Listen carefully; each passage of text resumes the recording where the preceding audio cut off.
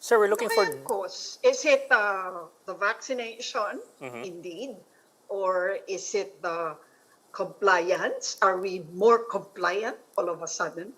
Or is it because of the granular lockdown nga na yung alert level 4 na from mere observation ay hindi naman daw masyadong malaki ang pinagkaiba from, say, the MECQ before that when the surge was at its height. So parang people are trying to find out, oh, what did we do? What did we do right? That all of a sudden the R naught is below 1. Pabakuna.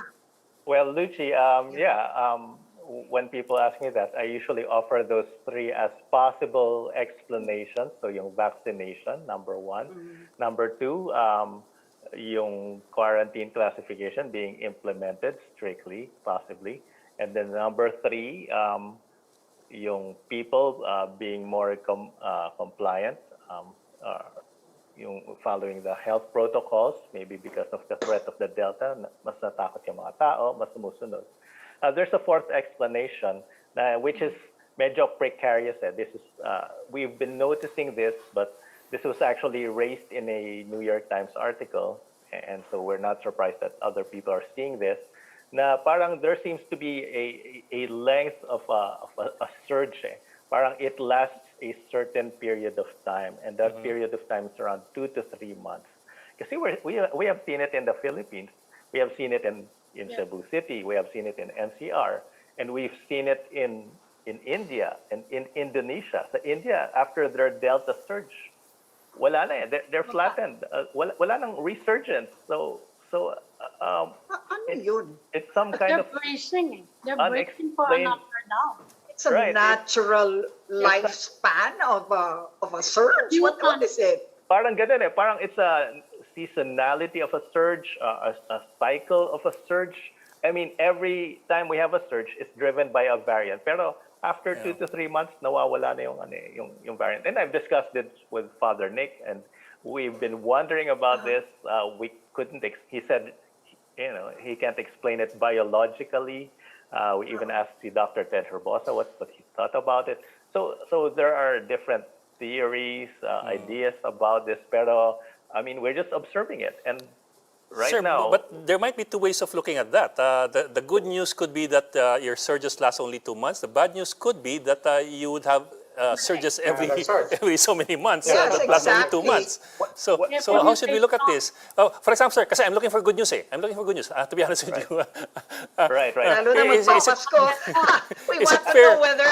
Yeah. Is it fair to say, Another to begin with, surge is it fair to for say with the numbers going down and the production rate going down to below 1, and medyo consistent na siya, is it fair to say na tapos na itong surges na ito and we are going down na with certainty, and that unless something really stupid happens between now and Christmas, we will have a much better and more looser Christmas? Would that be a fair thing to say? Or until a variant comes Or, along. or until the next 2 months? Oh, Yeah. Which one? forbid. Mami. That's the answer to Ed's question. Babalik ba yung surge, or you said nagsa-cycle. It doesn't cycle until a new variant comes in. So lahat ng surges natin sa NCR driven by surges. So last year, initially Wuhan, and then in July last year was the B1 variant. Then early this year, March, was the Alpha and Beta, and then ngayon, it's the Delta. And we actually kind of knew about this. That's why initially in our projections, I even projected na around middle of September, which is around the 1.5 month mark. Medyo na delay lang ng konti. But yes, actually it started September 11, so it started declining middle of September. So it was following the life cycle of the virus, and yun nga, it's a good news in a way kasi it means kung walang variant na parating, and we're not seeing a variant right now in sight na that's threatening. We've heard of the Mu variant, the Triad variant, the Lambda variant, pero wala pa naman dun threatening talaga. Those are all variants of interest. And in India, yun nga, na-flatten na nila. They're not seeing a surge. And also, we're getting more vaccinations, so that will help us prevent future surges. So regarding your question, I don't share the pessimism, but I share actually the optimism na we might be in for a good Christmas. ending to the year, a good Christmas. And in fact, I mentioned sa Go Negosyo that we might be seeing the end game for the Delta variant. It is an end game because, it's the end of the Delta variant for the NCR. Not yet right now, but, it's already unfolding, and maybe 1 month from now, pawala na yung Delta variant. So, Ayun, isara na natin doon kasi baka magdagdag pa si Ako, Professor David. baka mamaya mag-loosen masyado ng mga protocols sa mga tao at sabihin, okay na, safe na, wag Hindi pa, naman. wag pa. Pwede pang ma-prolong yung surge. I mean, yung 2 to 3 months, it's an average naman. And of course, usually naman, they control it by, expanding testing, etc., contact tracing. So may kailangan rin naman may human intervention. And there's the case rin naman, like in the US and the UK, prolonged yung surge nila ng Delta, and that's mainly because they're not wearing face masks anymore. So we still need to have a minimum of another naman, compliance with health protocols for this Right.